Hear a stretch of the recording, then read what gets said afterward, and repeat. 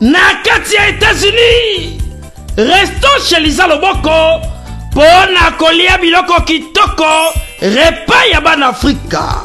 Communauté congolaise, communauté africaine, ezala ba Spanish pe ba américain, yaka o déguster foufou ya ba congolais chez Lisa Loboko awa kaka na Champaign Urbana Illinois USA esika wapi okokuta meni lokola ntaba motu ya ntaba batula dongo dongo nkoba ya komweta pilipili mpakasa na mosaka basambwisa yango na ngai tunanga nini ya musique douce okolia okomela kasi kobosana te karaoke détente peba activité ya ndenge na ndenge mamaliza mufinuku ya États-Unis apesi bilengi na kati ya Champagne awa yaka olia madesu batula mabumu ya ngombe ya sexy awa nde epai bilengi elali stress na États-Unis abu pia yakania oyoki omoni o comprendre simba kanga pe bombake adresse na biso ezali se moko 208 West Griggs Street Urbana Illinois 61 801 Lisa Loboko mufinuku ya États-Unis nzambe ya makusa.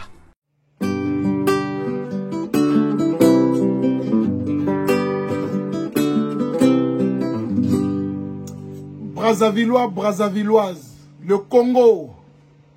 Ici c'est Roga Roga qui vous parle en direct du studio 360 Musique Paris.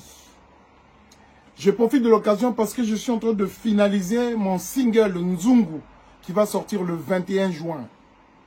Donc, j'ai entendu, j'ai reçu les messages, les images. Vous avez demandé que je puisse vous faire plaisir au stade Alphonse Massamba Débat. Alors, je vous dis, ce 24 juin 2023, on sera bel et bien au stade de Alphonse Massamba Débat. Préparez-vous, préparez-vous. Ah, topé signoso, tonzimi nyoso. Mais, ta Massamba, babalola batia na poche, bakenela yango, jamais.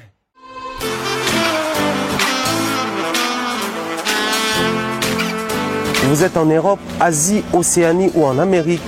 Voilà, aujourd'hui, c'est très facile d'envoyer de l'argent en Afrique. Tap, tap, send. Tap, tap, send, les moyens les plus faciles pour faire vos transferts en Afrique.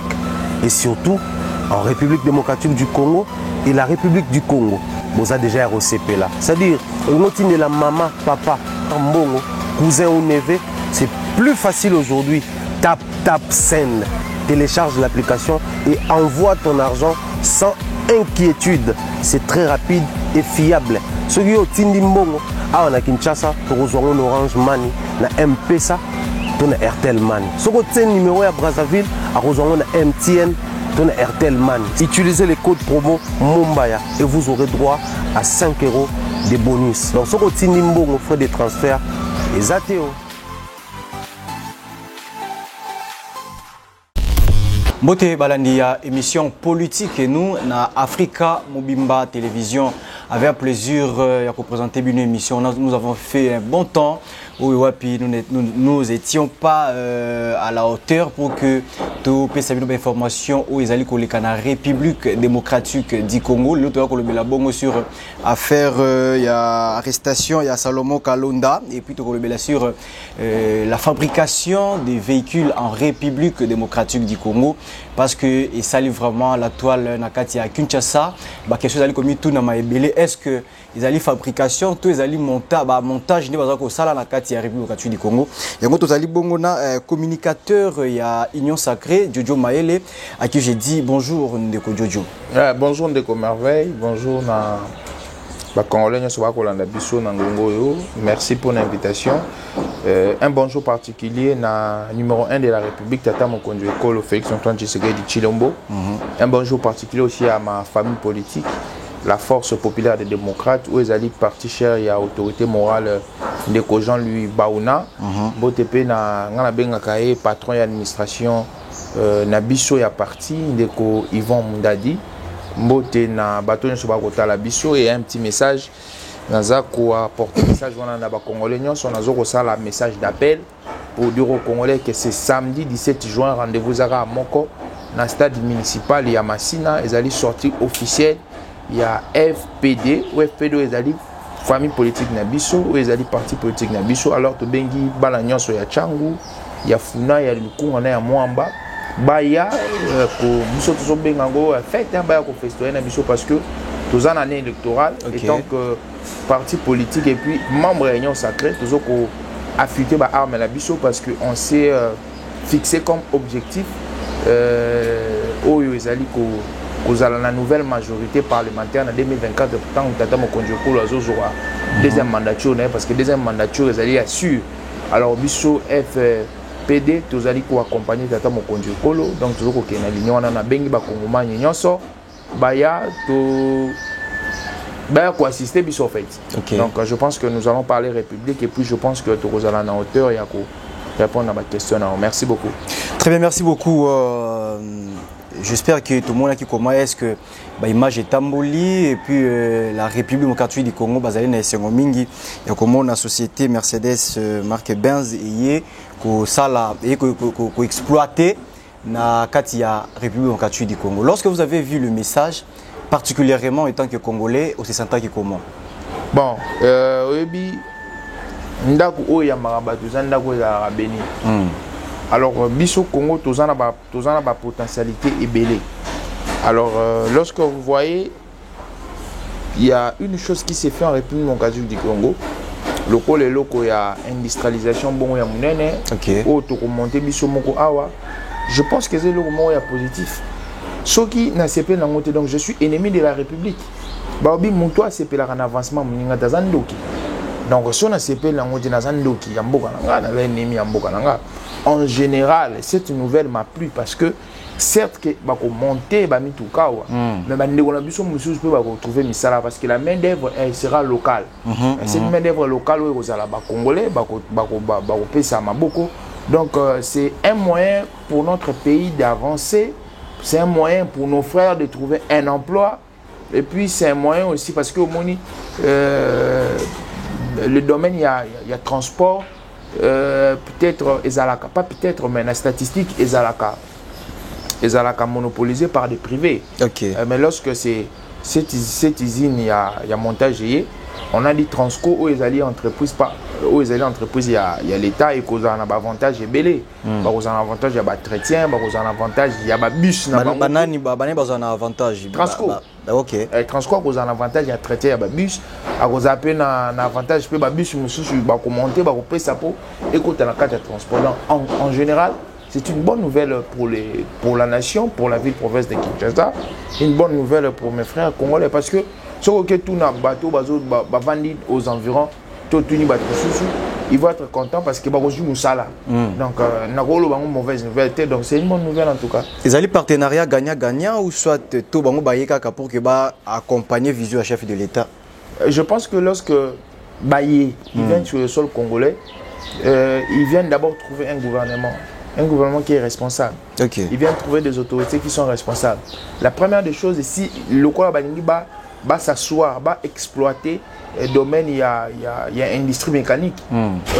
Comme toute entreprise, il faudrait respecter la procédure administrative. Très bien. Du fait que les chefs de l'État ont fait un déplacement à Komitiwana, ça signifie qu'au préalable, ils ont déjà rempli les critérium et Sengaki, il faudrait qu'on remplisse. Et maintenant, ils sont en train d'opérer. Je pense que l'État congolais, à un niveau naïe, premièrement, première démarche, il y a fiscalité. Il doit prélever les impôts, il doit prélever les taxes. Donc je pense que cette entreprise, on est une entreprise moko fictive, les entreprises moko les alliés reconnus sur papier parce que le numéro 1 de la République est venu certifier, est venu inaugurer. Donc l'État congolais va bénéficier dans la zone où il faut bénéficier, ceux qui la taxification, il va bénéficier. S'il y a aussi des clauses qui sont particulières, donc bénéficier, donc c'est bon. Mais quand les choses se font ici au Congo, et puis pas dans Bissomoko, c'est mieux. La rapidité, la fiabilité, c'est mieux. Parce que, au Moni, le roi va transcours récemment et Outak Égypte. Donc, tant que en Égypte, il faut écouter dans un bateau, et quand ici, il va dédouaner, va rôder, et puis il va aller. Mais ici, le fait qu'on va commenter, on nous élimine de toutes ces démarches-là. Okay. C'est qu'on vous livre, on monte, on vous livre seulement, vous rôdez, on peut y aller. Donc, au cas où le contrat est si ils ne peuvent pas maison côté outil, soit stable dans la République. Non, je pense que ils ne sont pas venus, sur base d'un contrat. Déjà, il faut redéfinir bien les choses. Contrat, ils entre deux personnes. Entre deux personnes. Les personnes peuvent être deux personnes privées ou une personne qui est publique et un privé. Ici, ils sont sur base d'un contrat. Ici, ils allaient investisseurs. Il vient sur le sol congolais. Donc, pourcentage à mort ils allaient. Donc, il doit remplir ses premières années. Investisseurs ailleurs. Tant qu'il est sur le sol congolais, à tourner les autorités en place. Je veux opérer dans le domaine mécanique. Quels sont les préalables? Voilà comment il faut orienter les choses. Donc ici, ce sont les impératifs administratifs qu'il doit répondre. À répondre à impératifs administratifs, voilà. Et maintenant, il va œuvrer comme toute entreprise. Tantôt dans le bloc qui domine la fiscalité parce que toute entreprise, il faut foutre l'impôt, on a des taxes. Okay. Il faut foutre. Donc je pense qu'ils ne sont pas venus sur base des contrats, ils sont venus sur base d'investissement. Alors, ça dépendra aussi maintenant de l'État congolais. Ce que l'État congolais a ligné à ça là, partenariat naïe, TEP à Tchamwa Capital naïe, to à PESA, parce que dans les domaines il y a partenariat entre PPP, partenariat privé-public, il y en a plusieurs. Beaucoup ça l'entreprise à charte, beaucoup ça l'entreprise économie mixte, beaucoup ça l'entreprise il y a utilité publique. Donc ça dépend ce que l'État congolais a ligné à s'intérioriser dans le domaine ouana. Il y a toute une procédure à faire. Je dis que bon, nous, ceux qui sont qui une entreprise économie mixte, bon, ils ont nos privés, mais l'économie mixte, nous, l'État congolais, on va donner 10% à capital. Ok. On a 10% à capital, nous avons important d'ambition. Ce qui va par exemple, économie, société à charte, voilà, on n'a rien à vous donner. Mais on vous donne par exemple le sol, il y a Kingabois. Et puis on vous donne l'exclusivité, il y a montage, il y a Mituka, on a Kinshasa, on a Congo. Mais en retour, il faut que tu aies une école, il faut que tu aies un hôpital, il faut que tu aies un banzela. Ok. Et ça, c'est la modalité. Donc c'est un peu ça. Maintenant, la question revient à Minokwaba congolais parce que les usines de montage. Mais le logo n'a pas fabriqué en RDC. Par là, qu'est-ce que vous allez dire? En fait, vous avez comme ma biso na makanisiti wapi. Usine de montage directement cachée la fabrication en RDC. Alors, moi, je pense que ça, c'est les gens qui aiment bien polémiquer. Mais ça, c'est faux, non? Ils ont mon bon, quand on dit monter ou fabriquer, c'est certes que la différenciation parce que le montage, on est en train de réunir les puzzles, on réunit les pièces. Mais dans une autre dimension, montage aussi, c'est faire parce que ça signifie que le qu'on est coexister. Certes que la pièce et où c'est pas la bichoté, salité, mais tant que vous allez qui démanteler, et ça l'a quitté. Ceux qui punissent outil Madagascar par exemple. Ma bende, bakiti outil France, mani outil France. Est-ce que ma bende on va bien bis? Non. Tant que comme na Congo, dès temps on va ça, il va fabriquer. Donc ils ont angle on a fabriqué il y a qu'on rendre vie. Il y a que ça que bis comme un bus. Mais ils ont déjà na vie va monter en qui parce que toi comme on a la chango. Ils a busté. Tant on babylon on se y a ils a la busté. Ils a la nine. Ensemble nango ils a bis non. Ils a busté, ils a matériel. Il y a bisté. Quand est-ce que comme Arabi, ce qui est comme monté? Et comme Arabi, ce qui est comme monté. Et comme bisté, et comme monté, et ça le roi te sombara. Au sommet armoire et pas libanais. Armoire et ça démonté. Oh, ça, oh, Lobani. Les Libanais va fabriquer, ils ont démonté, non? Et ils ont démonté, et donc, ils peuvent monter en haut. Ils ont lié à fabrication. Ils ont lié à fabrication. Ici, ils ont lié à montage. Mais ça fait partie de ma gamme sur là. Et on a lobby, c'est ça fabriqué. Non, papa. Ils ont engagé à vocabulaire. On peut dire monter ou fabriquer. Ils ont engagé à vocabulaire. L'important, c'est que on fait maintenant, bon, on monte maintenant ici, à Kinshasa. Ça va nous permettre de gagner la rapidité et la fiabilité. C'est ça en tout cas. Maintenant, la question revient toujours, Jojo Maele. Babisouana et Kotambolawa, puis aussi longtemps à Kinshasa, finition, il y a Banzela dans silité. Et puis, Banzela, ils allaient toujours dans des bandes aussi longtemps que les véhicules commis et belé dans la République du Congo. Et Kotambolawa. Je pense que au fur et à mesure, il y a aussi beaucoup de choses qui se font. Je pense que aux hommes Wanzela, ils ont tongama et l'engagé ça outa au mona. Bakanya on parce que mambosi n'a noté. Non, je te dis aux hommes ils ont kotambola. Je pense que la même manière besoin de transport, ils ont comme belé de la même manière, il faudrait pas ouvrir Banzela Moussous. Moi sur cette question, j'ai toujours dit premièrement, la charge à la gouverneur est chargée négativement. Mais il faudrait redéfinition de la ville à Kinshasa. Redéfinition de la ville à Kinshasa en construisant d'autres routes et en construisant dans les lieux urbano-ruraux.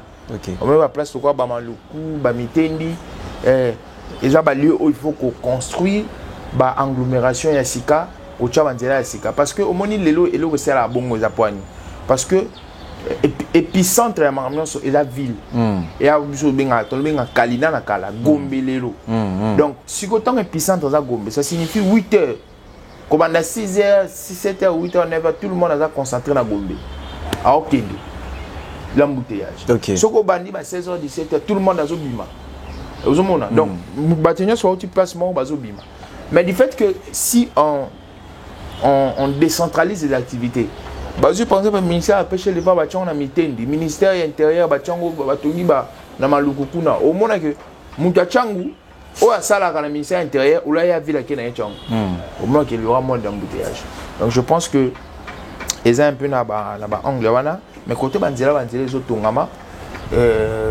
je pense que le prochain mandat, il y a gouverneur Ouarouya, il va vraiment penser à la redéfinition de la ville de Kinshasa. Mais ce qui est sûr que le bus est d'abord bien. Il faut aller ébeler. Il faut les amouquer. Attendre les amouquer, mais ils en ont.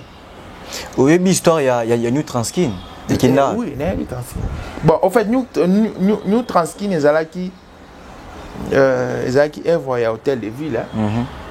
Même maladie, tu as le billet. Hôtel, les bandits. Ok, mais au pays, les bandits. C'est différent, c'est ça, papa. New Transkin. Et bandit, toloba, fabrication, montage, libanda. Ce que l'était le libanda, écoute à Maï et Yakinchasa, ça prenait du temps. Et puis, nous, gestion en gros, qui est un peu, c'était une gestion calamiteuse. Hein. Calamiteuse par rapport à Yanini. Eh bien, il y a un peu de Bajiran. Bajiran, Bazoko Tambongo, mais ils ne veulent pas renouveler. Au moment et là, nous, ce côté là, il faut entretien, il faudrait qu'on renouvelle. Donc, renouvellement Zala qui était dans New Transkin. C'est le régime passé, papa. Mais est-ce que AP garantit que Zala qui renouvellement que Zala ou Yesiko? Félix Tshisekedi a coup de transfert d'ailleurs Koufa. Il est venu, il faut être clair. Tant qu'il y a coup de transfert d'ailleurs Koufa. C'est Félix Tshisekedi, le président actuel, qui a relancé le Transco. Alors, donc on a quelqu'un qui a cette aspiration et cette vision de pouvoir léguer un Congo bien aux générations futures. Donc c'est ça en tout cas. Mais qu'est-ce que vous garantissez dans le peuple congolais aussi longtemps que le transport n'est pas si dans la République du Congo, mais tout cas c'est qu'il garantit ni bois que ça bango et que ça a disparu le ligne New Transkin et Kenda. Au moins que ça a toujours en longue transport est passé pourquoi? Un phénomène. Je commence par un phénomène. Na mboka nyonso. L'État est dans la primaire. L'État c'est la personne la première autorité. OK. La deuxième, c'est le privé. Le privé, c'est un secteur donné. Ce qui est privé, dans le domaine moko, azui likolo ya l'état azui ascension likolo ya l'état au moins que balance les à la privée akoma kocha ba prix na ya zoko monopoliser domaine wana et puis déséquilibre ça. C'est ça que nous vivons ici au Congo. Le domaine du transport est monopolisé par des privés. Nga na sombi ketchi nga na sombi longo na jolo mikanda na chango na nzela ndeko cameraman asombi transco na ye asombi esprit de vie na ye a chango na nzela. Alors quand les privés azoko monopoliser domaine wana au moins que akobanda ko mener danse même sur les prix même sur les choses parce que il faudrait pas oublier nous sommes dans un régime économique qui est libéral hein. Donc azo mener danse na. Alors, du fait que quand l'État lui-même récupère ces domaines, sauf que l'État comme un monopole, il y a domaine, il y a transport. Privé, il y a pour accompagner, pour nous ça. Au moment que l'État sera 500, privé, il y a 500. Pour dire que concurrence, base concurrent direct dans l'État. Sera 500, il y a 1000 fois en rouler. Privé, il y a soit 500 ou en bas de 500. Ok. On met ça pour un message. Donc, ce que on a est comme un belé. Tu veux que transfert à la 500. On a privé va tout li. Bah aux assurances tente que eux acheter la biso 12 000 acheter la biso. Avantage ça yango wana. Non, avantage ça non yango, c'est pour faciliter le transport, faciliter le coût du transport. Et puis avantage monsieur, je vous ai dit, il y a l'élo directement du point de vue direct. Bah bazu misala. Bah l'élo que ça l'eau. Mais vous garantir, vous promettre bateau aussi longtemps que na nous marambango bandit ils ont na kata usine, na kata bateau benga na kata usine na montage. On est limité. Et garantir que belé to landa ki pende ko négocier qui pour nous commence à tenir ba pour na e. Montage c'est ngala. Et c'est ngani amate. C'est na bateau. Bateau bazo ivroana, ce sont des Congolais non? Ce sont pas des Congolais. Bateau babandi misala lelu. Ce sont des Congolais. Donc les bénéfices, c'est ça direct et indirect. Il y a des personnes actuellement où les bandits ont bénéficié. Les gens sont engagés dans l'entreprise. Ils bénéficient d'un bien sûr que les Congolais, mes partenaires, ils ont gagnant. Il y en a lobby bateau qui ont bénéficié, papa. Lobby bateau, c'est le témoignage de l'église. Tu vois ça. Nakaka na usine esika. Lobby bateau, c'est le témoignage de l'action de grâce. Je suis mis ça là. Eh papa. Détournement aux arrêtés na kati ningi to mona qui na régime passé. C'est aux arrêtés. Babi, je faisais bien des entrepreneurs ailleurs à Sololi, il bon mutala makamnae. À Ezalate. Ezalate. Toi papa détournement, papa boya détournement fachi. Fachi béton. Ils allaient sur l'école ni école il y a fait tu sais que dit ton école on taboya qui détournement. Parce que toi comme on est ngo ya ko non facha boya. Au moins, les bateaux sont détournés. Oh, bah, ça ma prétention de détournement. Il y a bon qui bah, l'école il y a l'école il y a bon attends un combo pour na bonne ça publicité là. Non, ça fait pas la publicité mais toi qui éveiller toujours pour le peuple congolais pour que les gens c'est la Kabylie. Les gens qui ont cette tic de détourner, presque ce sont les kabylistes. On va détourner le régime à Tshisekedi. Mais vraiment dans le régime à Sika. Non, au moni et le tala probablement ngala balobara. Mukolo sukola ngule za mukolo lié. Makako ato sukoli maboko. Jamais tira comme apembe. Il y a certaines personnes et ça ADN na bango bazana ngo. Yango wana. Elle aura pancréas soso. Ils a bololo wana. Et zanaye soso so akuve zagaka. Ndeko cette Kikuni a tweeté na compte na Twitter que partenariat ezako salema entre Balma Nena DGA.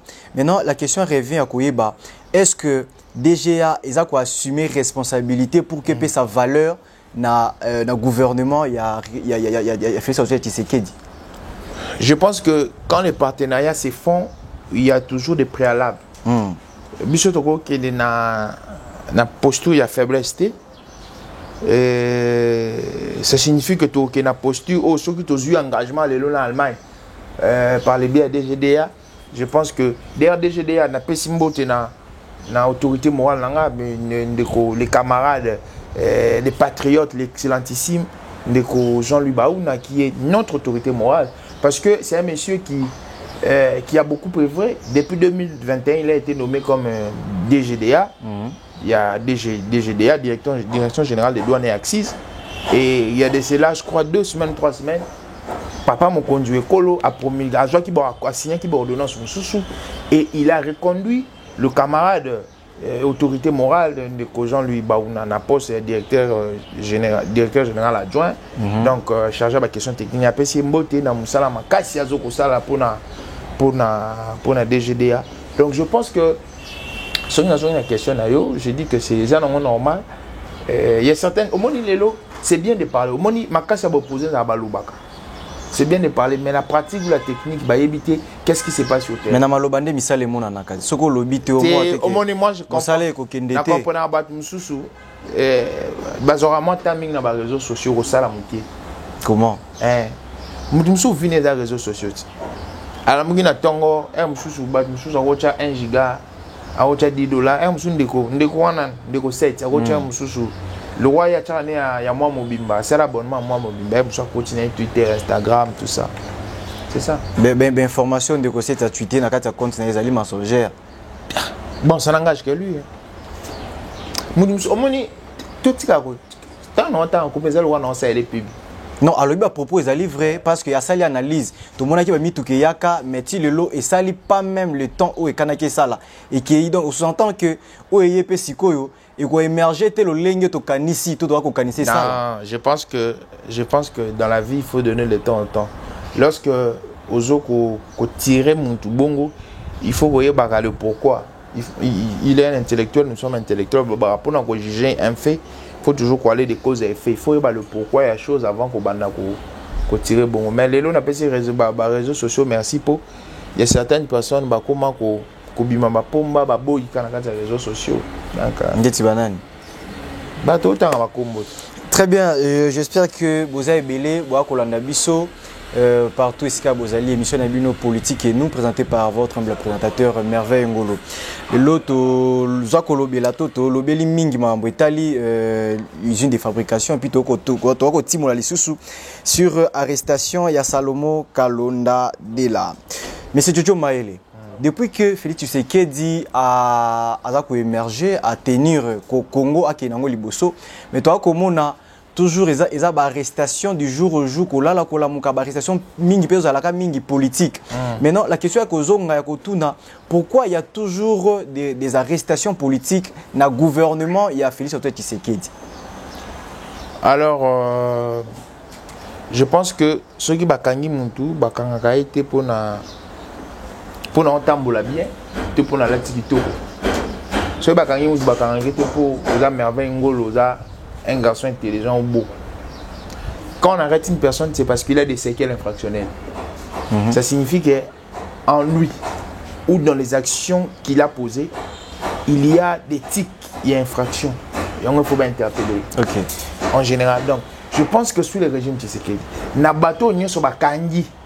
Tout na bateau n'y so bakangi. Nani oya la muki bonnement nanda kunaye, ake musala na ba bakangi. Sur base de quelque chose. Donc, ce bakangio pour ne pas mater, mais bakangio sur base de quelque chose. C'est ce qui est. Malobon de non lobabo. Ce qui n'a lobby mabé, et là, maman m'a prononcé, ils ont infraction. Ok. Il faut bien interpeller là. Nakoya to vandibo. Si on a bêti yobo. Na lobby te na bêti yobo. Au cas où il faut bakanga. Pourquoi? Je pense que nous sommes dans une dimension où l'État est régi par la loi. D'où même la question de l'État de droit. Gouvernants et gouvernés doivent être appuyés aux règles du droit. Guide Nabiso, au État Mouzarabiso, Ezali Mibeko, au Bani la Constitution, na Mibeko Yase. Moutouako zala extra Mibeko ta. Moutounion so na Congo, il faut attendre la nation Mibeko. Ban batambo na sa Mibeko te. Et bateau ta makombo.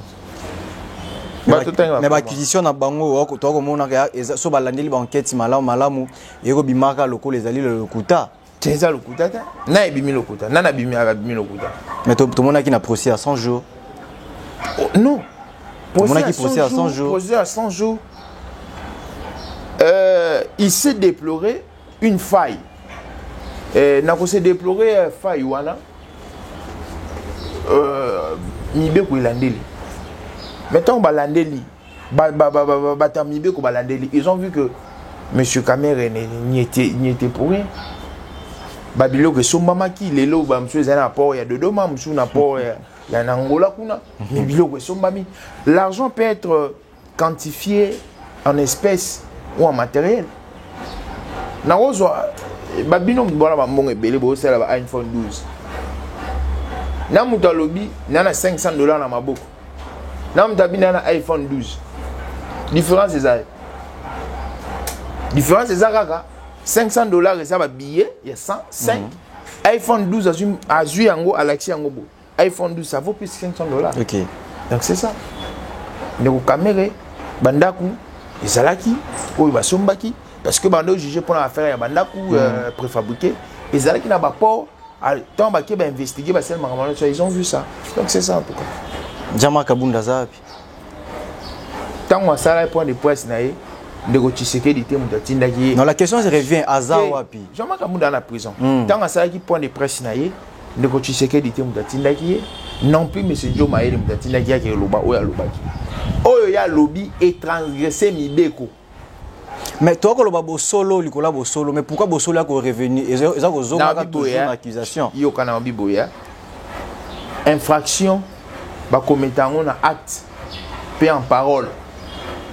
Tant que dans le lobby par exemple, na fini de merveille, excusez-moi, imbécile na yo. Dans le lobby. OK. Na fini. Mais c'est une infraction. Mais faut pas peine sans signer au la mafinga wana. Et ça m'a sens du fait que bimi sont déjà les infractions. Les l'on appelle ça, je donne encore un exemple. Bat on a besoin ba recevoir. Ba sambwi sa nidité à moi si. Bolumbu ya mwasi bokanga bango te c'est par exemple c'est là non ibisa soki okangie lelo otunanga okanga po ani na seni mais ko finga ba insanité ya bongo na lieu public des infractions atteinte à ma mère mais yango na tuni botika bango ba fandi bakanga bango yango na zo peso exemple le ndeko n'a pas été souple n'a pas été sage. Il a dérouté dans ses propos. Il a commis des infractions graves et fait la kangaï. Le Seigneur te propos à tenir le bon média, il faut le bon en cacher pour bomba. Mais pourquoi voir que bomba ka molili na katia? Soka le bon en cacher. Bomba ka lumière na katia molili. Eza entre bino na la yobité.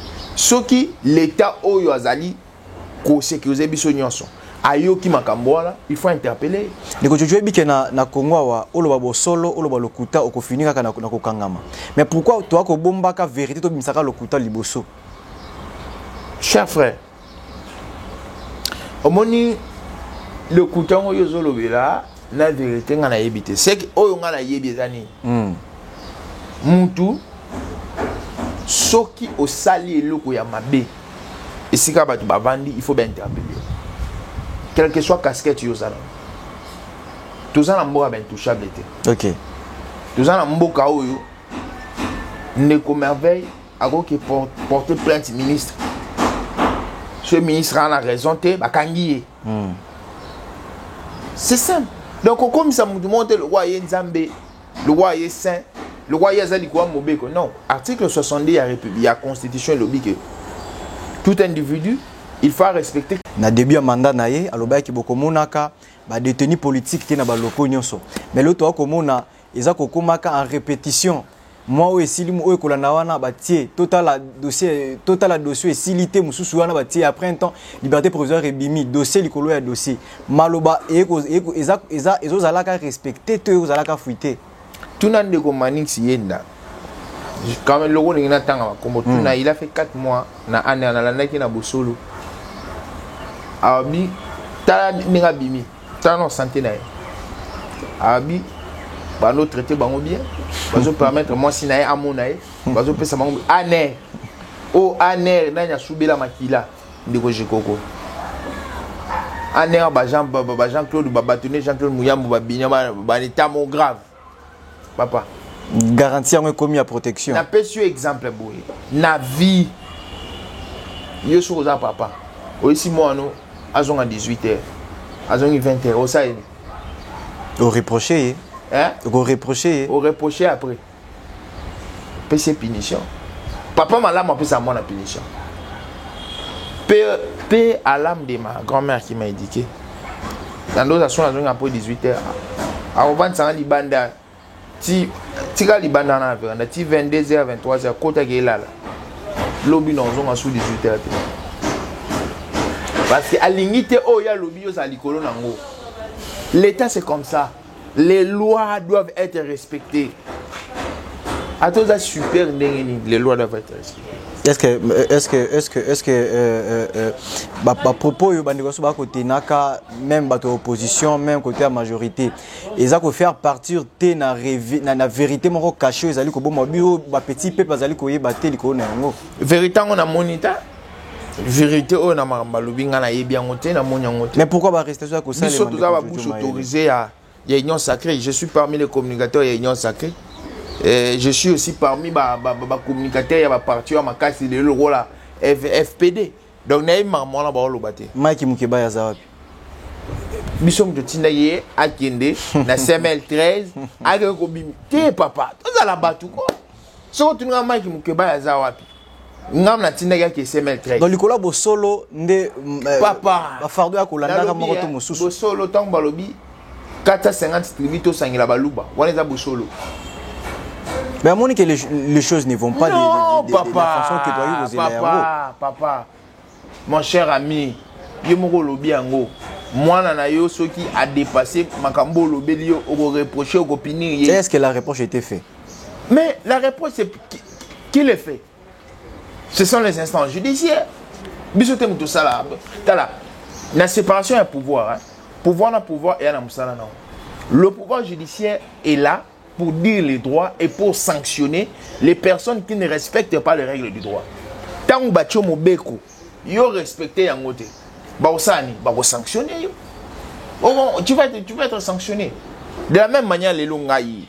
Je défends les régimes, tu sais que corps et âme. Si je commets une bavure, on doit me sanctionner. Je ne suis pas une personne au hasard extra. Non.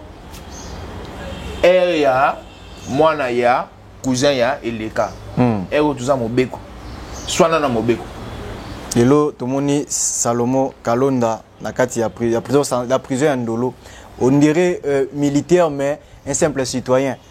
On sous-entend que bakangi sur to bata ba fausse information té bakangi na ba minduki voilà. Mais la question revient tant au minduki na ba ko pesa yé soit ya ko zwa bino ba militaire bozala ki wapi et puis total ba page msuba ko bakanga ki na marche il y a le 20 mai mais pendant le 20 mai l'enquête était toujours en marche. Affaire wana nazolo belango une fois pour toutes. Je pense que nous avons des services de renseignement, que ce soit ANER, que ce soit des MIAP, bah service c'est ça dit. Alors ceux qui interpellé Moutou, interpellé accusé guité papa, interpellé Moutalibo Mati. On t'interpelle sur base il y a quelque chose. On te reproche quelque chose, papa. Quelque chose où l'andeli information de la société. Ben oui, bazo ko reproche ba makambu, atteinte à la sûreté de l'État. Ce qui les lo ba moni que on tout ba reprocher wana. Ils ont vrai ba otika. Mais ce que ça aussi longtemps que aussi bi peine na prison en Ndolo. Ben oui, on te papa, ils ont crime. Ozali na ba indice ya culpabilité ya makasi. Il faut zala wana. C'est simple. Azali wana ba bomiete ba saisir et tant que azana ba indice de culpabilité à makasi. On s'attend qu'il y a un référencé pouvoir ya Félix Tshisekedi. Ben oui.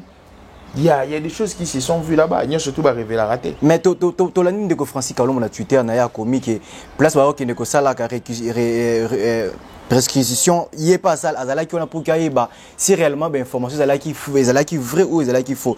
Mais na kati ya ba enquête na ndenge azala ki wana a découvrir que ba sali ba renseignement na bango ba découvrir le côté na kati. Mais pourquoi bo détenir muto aussi longtemps azali militaire na prison centrale, na prison militaire. Infraction ba kangé lui atteinte à sûreté de l'État. C'est une infraction très grave.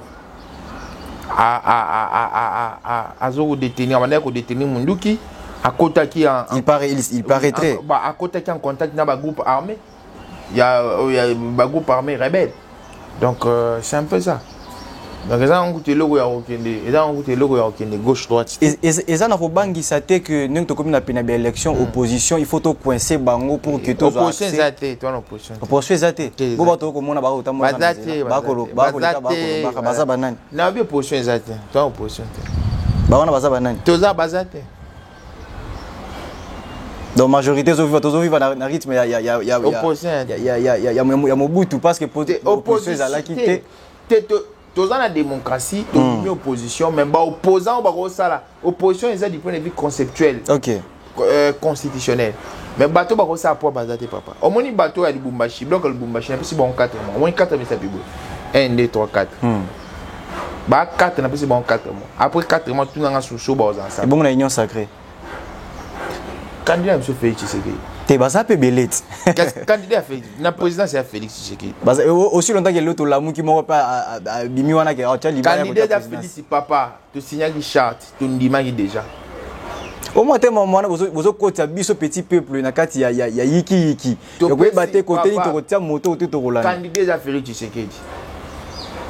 Candidat Félix Tshisekedi. Na union sacrée.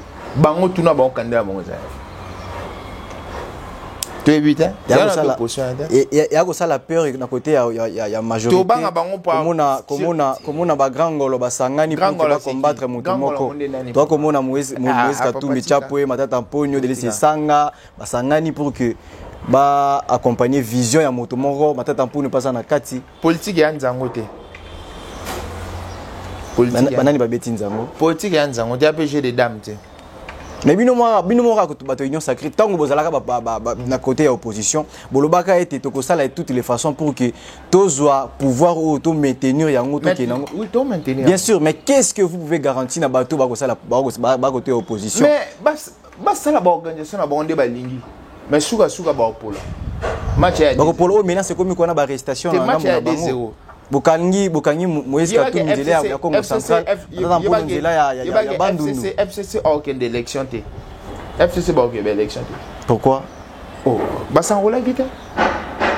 Mais ba na droit ya kuchwa candidature té. Quelques-uns bazate ba OK té. To tu na mama sans rola wapi. Ba OK té. Ba frapper. FCC ba frapper parce que ba opposition. Pour ceux qui ont carte à faux frapper, surtout que tout même on a justice. Mais parce que beaucoup ça la musala na loleng bon dans le batabo na loleng longo banité vérification et puis fiabilité zate na ngamo na bino ba. Papa fiabilité c'est à mankashi. Kadima merci na refuga matana c'est merci. Merci Kadima. Fiabilité na point nini. Eza makasi na misalo de salema. Kadima on respecter calendrier. Kadima on sa boulot ni comme c'est faux. Donc merci Kadima. Merci Kadima. Voilà, merci beaucoup. On nous fait déjà signe que Tokomi Kokoma Nasuka, il y a émission politique et nous. Monsieur Jojo Maele, pour na kokabwana, mutuna moke pour que éveiller un peu ba Kongomani nyon ce que ba kolanda biso. Lelo tozwa komona Congo ndenge to yebelaki yango ezali kokene bongo te toza côté ya plan sociétal parce que ce qui le Congolais akolela mingi makambo etali société na ye bogantisa ki biso ete tozimboka to kokene na yango esika o api bino bolingi bozwa kotinda biso na parlement pour que to vivre mais le bato batindi bino na parlement yote particulièrement mais bato batindi majorité na parlement ba même bato wana ba ko sibi ba peine na kati ba société na bango et loko ne ko chandise bango na élection o ekoya na 2023, le 20 décembre. Je pense que y a beaucoup de choses qui doivent changer. Na pesi kutu déjà par là, na pesi bana kojelo signon son beauté, bana mbiti, bana inga wana za fief électoral nanga déjà j'ai vu le samedi bazala ki belé pour na ko souhaiter nga ba joyeux anniversaire, bazo ba bi moi na biso to na mapeka. Donc vous êtes très nombreux, ba vient nga ba Usama, ba Diego, ba Mastalanga ba Tachidora, donc vous êtes très nombreux au Mimi Bisso. Moi je pense que na Ngongo score ça bilan hier. OK. Ngongo ça bilan hier. Ce qui est sûr c'est que Bango ils ont fait ce qu'ils ont eu à faire. Ba monaki peut-être ba msu ba initié ki ba loi ba msu ba initié ki te ba msu ba sala aux sala. ngai na mutu na ngana chinga na okende bataille électorale na okende pona na rafe voir na pona bana lukunga pour permettre bisope to chao to kocha maele to kocha pona ko apporter le bango un peu omoni eloko ebande oboma eloko ezoboma c'est que la plupart des gens lorsque ba okende élection ils ne savent pas pourquoi ils postulent. Oyebi musala député sala raté un député aza mutu atonga ma itachaka courant tachaka ni un député musala eza ko koma mibeko pour contrôler l'action du gouvernement. Oui, c'est ça. Alors, il faut que nous ayons la mission originelle. Les lois sont qui bokondi. Le roi bana lukunga ba opesanga yango. Ce qui ozu yango, c'est que il faudrait que zonga na kati ya mission na yo. Ki ati il faut na koma ba loi moko o ezo sala ka que circonscription na nga isa bénéfique. Il faut contrôler, il faut initier, il faut salabouner. C'est comme ça qu'on fait des choses. Mais au moment ils ne sont pas dans ça. Donc c'est un peu ça. Mais biso to ke bitumbe électoral pour ngongo to ko pesa bango sous conseil te d'abord zini na moto. Faut te ya nani? Il y a bango moko ya nani? Na gouvernement. Il faut ta gouvernement te. Dans la séparation pouvoir, mon am to ça musana. Qu'est-ce que nous pouvons retenir tout au long? Il y a des sujets autour du bon, ce que nous pouvons retenir que nous sommes dans un état de droit, ce qu'il faut retenir très important. Que nous sommes dans un état de droit. Un état qui dit état de droit dit soumission de tous devant les règles du droit. Donc toute personne qui va franchir, qui va transgresser les règles du droit va subir la rigueur de la loi. Alors la seconde des choses c'est que la CENI fait bien son travail. Nous sommes à l'approche du combat électoral et la CENI Moutounion sont assez préparés. Et Bissopé, côté Nabiso, FPD, Force Populaire des Démocrates, les 17 Oyo, nous allons faire notre sortie officielle. Tobengi Bana, Nyonso, il y a Kinshasa, Bayawana, Bayako Festival. Rendez-vous à Moko. On n'a pas d'autre rendez-vous le 17 juin. Il n'y a pas d'autre rendez-vous, il n'y a qu'un seul rendez-vous. Et pour conclure, je vais revenir par ça plutôt. Na Pesibana sur le Kongambote, les 7 communes. Et puis je vois ma fief électorale. Donc, Bana Kojolo, c'est un Simainikin, n'a pas si Mambote Belé, parce que j'ai vu combien vous me portez. Donc, Kojolo, Ingambi, Tinzengi, donc n'a pas si Sombote. Et puis, je vois aussi mon ami Malex qui est avec vous ici. N'a pas si Mbote. Donc, Bana Kojolo, c'est Nyon, Sobiso bien, j'école. Bana j'école, n'a pas si Mbote. Donc, il y a Binoye. Merci, n'a pas message, je vois Bozo Tinzengo, Salanga, bien, viens à Oussama. Mbote Diego, donc vous êtes tellement belé, n'attendez échantillon, mais vous êtes vraiment nombreux au besoin porter biso, pour continuer à porter biso. Et puis merci pour l'invitation. Merci beaucoup. Merci beaucoup Naba la Nignonso, 8 ans na bango pour que la émission politique et nous présentée par Merveille Ngolo ngai na bino na tondi sami susu na esengo mingi na lengi na partager les susu un bon moment avec vous. Absence et belé na émission politique, mais je suis là, nous continuons toujours à bosser. Merci également à Glody Mesa qui est derrière cette caméra, na benga kaye génie d'immédiat. Merci na Malex Mwadi Aigle na Moulaye nae. Merci beaucoup na équipe Mobimba Africa Mobimba Télévision. Quant à moi, je vous retrouve au prochain numéro pour un nouveau sujet.